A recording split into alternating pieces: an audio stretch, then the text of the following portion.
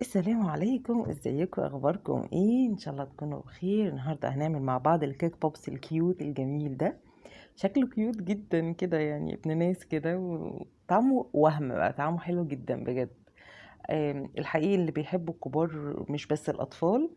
يلا بسرعة نشوف عملناه ازاي، ونصلي الاول على الرسول محمد صلى الله عليه وسلم ونبدأ مع بعض. دي كانت بقايا كيك من تورته. كنت بعمل تورته واخدت، يعني كنت بقطع الحروف كده عشان اسوي التورته.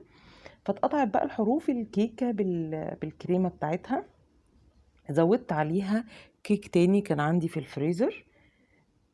يعني كان برضو بقايا تورت قبل كده، كنت بحطها في كيس او في ستريتش واشيلهم في الفريزر. دلوقتي قطعتهم كده كويس وهعجنها بدانت. ممكن تتعجن بلبن، وممكن تتعجن بمربى حليب، بزبدة اللوتس، بمهلبية مثلا لو عندك. يعني اي حاجة تديها تيست كده وطعم. كده انا عجنتها كويس جدا لغاية ما بقت عجينة. دي العصيان بتاعة الكيك بوبس، جايباها من محل مستلزمات الحلواني، موجودة. ودي شوكولاتة انا سيحتها على بخار مية. شوكولاتة سايحة من غير اي اضافات، ما حطيتش حتى عليها زيت او زبدة. سيحتها كده بس على بخار مية. هبدأ اخد كده قطع صغيرة على حسب ما انا عايزة الحجم بتاعها، واعملها كور كده في الحجم اللي احنا شفناه في الاول. دي كده كل الكمية اللي عندي.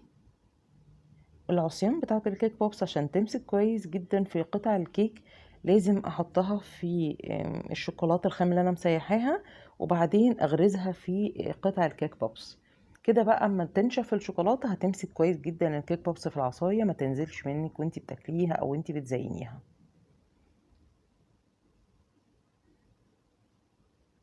اخلص الكمية كلها كده بالمنظر ده. دي شوكولاتة من الشوكولاتة الدارك العادية، حطيت عليها لون فادتني احمر غامق. طبعا ممكن لو عندك شوكولاتة بيضة وسيحتيها، لو حطيتي نقطة صغيرة من اللون ده اسمه لون زيت مش لون جل. الالوان الجل بتلون الكريم جانتيه، الالوان الزيت هي اللي بتلون الشوكولات. هحط كده الكيك بوبس بعد ما مسك نفسه شوية، طبعا حطيته في التلاجة يعني نص ساعة، وبعدين احطه في الشوكولاته السايحه. ودي اللي انا وريتهولكوا ده السبرينجلز صغير ملون برضو. كنت جايبه العلبه دي تقريبا ب10 جنيه من محل مسلزمات الحلواني، على كيس بلاستيك كده. بعد ما احطها في الشوكولاته الخام على طول هرشها من فوق بالسبرينجلز.